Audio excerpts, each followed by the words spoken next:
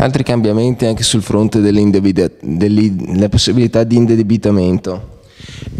Lo Stato italiano fino al 2009 consentiva indebitamenti fino al 12,5% per i comuni. Adesso questo è stato razionalizzato, ANCI ha detto giustamente razionalizzato, siamo scesi all'8 per 1000, 6 per 1000 e 4 per 1000 nei prossimi 3 anni, però questo non poteva essere che il sindaco può raggiungere questo tipo di risultato senza confrontarsi esattamente sui mutui. Che cosa si vuol dire? Vuol dire che tutti i mutui dal loro inizio fino alla loro scadenza rispetteranno il 12,5 che era quello iniziale, il 9 per 1000 che è stato in seconda battuta, e rispetteranno la nuova legislazione all'8, al 6 e al 4. Quindi i comuni e i sindaci avranno un sospiro di sollievo non indifferente.